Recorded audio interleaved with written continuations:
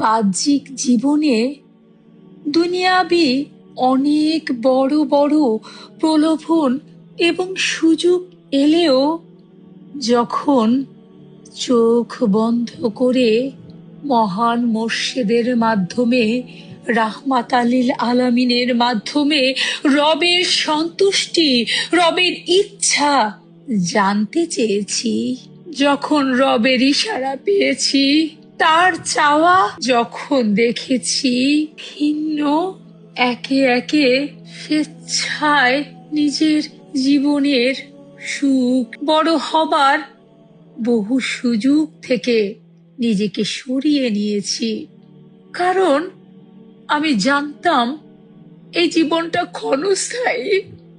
জীবনে বড় হওয়ার সুযোগ, তাও তো ক্ষণস্থায়ী। কারণ এই জীবনটা পার্থিব একটা রঙ্গমঞ্চের মেলা। সেখানে সকলে সদাই নিয়ে বসে। এই পার্থিব রঙ্গমঞ্চে কেউ বাবা, কেউ মা, কেউ ভাই, কেউ বোন, কেউ স্বামী, কেউ স্ত্রী, কেউ বন্ধু বান্ধব, কত যশ মান খ্যাতি, কত টাকা পয়সার হাতছানি, কত সম্মান প্রশংসা, কত লোক লজ্জার ভয় কাজ করে। কিন্তু এই পৃথিবীটা একটা রঙ্গমঞ্চ। এই পৃথিবী নামক রঙ্গমঞ্চের মেলায় সবাই সদাই নিয়ে বসেছি।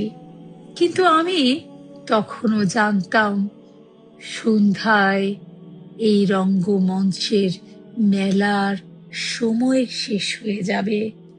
লোক প্রশংসা থাকবে না, প্রলোভন কাজে লাগবে না, আবেগের ঘনঘটা মিশে যাবে। আবেগের জোয়ার উঠেছে, ভাটা চলে আসবে। আবেগ ক্ষণস্থায়ী, দুনিয়াবিদি চাওয়া ক্ষণস্থায়ী। ছেলে মেয়ের মোহ মায়া, স্বামী স্ত্রীর ভালোবাসা, বন্ধু বান্ধব, চাকরি বাকরি, সামাজিক মর্যাদা, এই সব এই রঙ্গমঞ্চের এক একটা পার্ট, সব ক্ষণস্থায়ী। শুধু চিরস্থায়ী সেই মহান সত্তা, যিনি কুন ফায়া কুন হতে আমাকে আপনাকে সৃষ্টি করেছেন। তিনি বলেছেন হও, আর হয়ে গেলাম। নিমিষেই শক্তি আল্লাহ বর্ধিত করবেন। খেয়াল করেছি কজনা শৈশবে মানব শিশু নিজে খেতে পারে না, বাথরুমে যেতে পারে না, চলতে পারে না, তাকে আল্লাহ দুর্বল হিসেবে সৃষ্টি করেন। তার বাবা মা তাকে খাওয়ায়, তাকে বাথরুম করায়, বমি পরিষ্কার করে, জামা কাপড় পরিয়ে দেয়। তার মুসলমান বাবা মা তাকে মুসলমান নাম দেয়, হিন্দু বাবা মা তাকে হিন্দু নাম দেয়, খ্রিস্টান বাবা মা তাকে খ্রিস্টান নাম দেয়। 5-7 বছরে তার দাঁত পড়ে, 12, 13, 15, 20 বছরে তার শক্তিকে বর্ধিত করা হয়।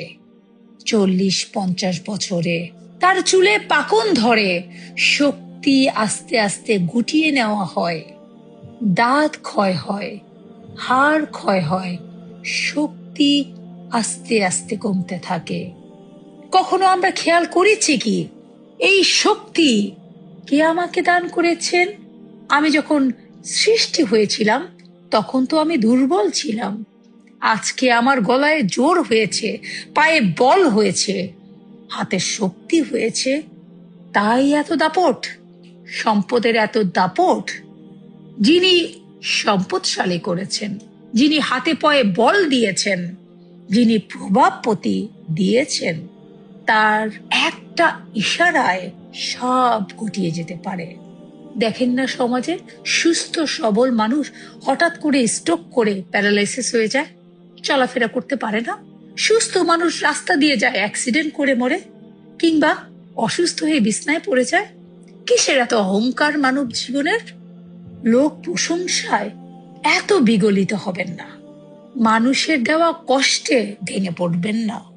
ভরসা করেন, ধৈর্য রাখেন, আর সেই মহান সত্তাকে জীবনের ছোট বড় সকল কাজে স্মরণ করে চলুন।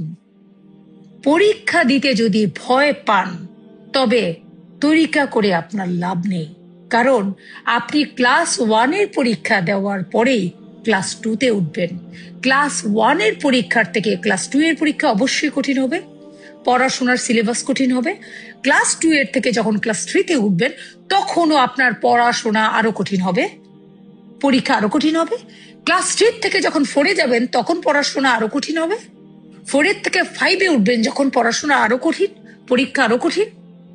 5 থেকে 6-এ আরো কঠিন, 6 থেকে 7-এ আরো কঠিন, 7 থেকে 8-এ যান আরো কঠিন, 8 থেকে 9-এ উঠেন, ম্যাট্রিক পরীক্ষা দেন কিংবা ও লেভেল পরীক্ষা দেন, বোর্ডের পরীক্ষা দেন, তখন নতুন রোল নাম্বার, নতুন পরীক্ষা ক্ষেত্র, কোন স্কুল থেকে পরীক্ষা দিচ্ছেন সেগুলিও কিন্তু পরীক্ষক দেখবেন না, তার মানে সেই পরীক্ষা আরো কঠিন।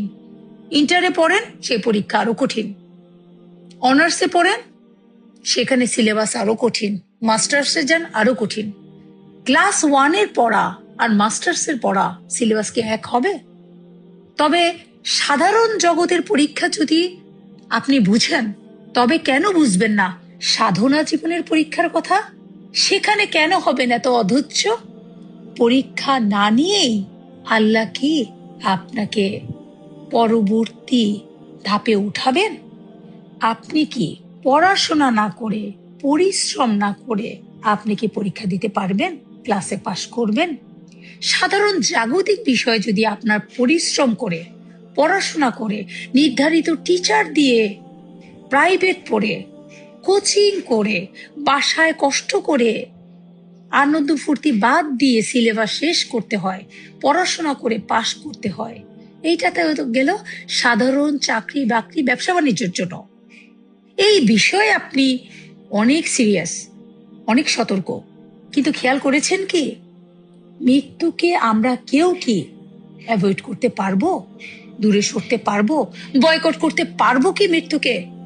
তাহলে সেই ইমানি পরীক্ষায়, জীবনের চরমতম পরীক্ষায় আমাদের প্রিপারেশন কি নিয়েছি আমরা? আমাদের প্রস্তুতি আমরা কি নিয়েছি? আমরা কি খেয়াল করেছি আমাদের আমলের কি কি ত্রুটি আছে? আমরা কি খেয়াল করেছি কেন আমরা পার্থিব প্রলোভনে, লোক প্রশংসায় এত বেশি ব্যতিব্যস্ত হয়ে গেছি? আমরা কি বুঝতে পারছি যারা অনেক আমলকারী ছিলেন, কোন কোন ভুলে তাদের ছন্দপতন হয়েছে, তারা বহিষ্কার হয়েছেন? আমরা কি খেয়াল করেছি ষড়রিপুর কোন কোন রিপুর দ্বারা আমি পরিচালিত?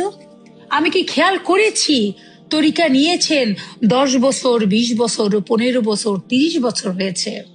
যখন তরিকা নিয়েছেন আপনার ভেতরে কোন রিপুগুলো প্রকট ছিল? এত বছর সাধনা করার পরে আপনার চরিত্রের কোন কোন দোষগুলো দূর হয়েছে? আপনি মানুষ হিসেবে, মানবিক মানুষ হিসেবে আল্লাহর সৃষ্টি উপকারের জন্য কি কি করছেন? মানব কল্যাণে আপনি নিজেকে মানুষের কাছে সাইনবোর্ড না দেখিয়ে, লোক প্রশংসার জন্য এগুলো না বলে, আপনি নীরবে নিভৃতে আল্লাহকে তুষ্ট করার জন্য, আল্লাহর হুকুম তামিলের জন্য আপনি আল্লাহর সৃষ্টিকে কি করে বিপদ থেকে উদ্ধার করেছেন?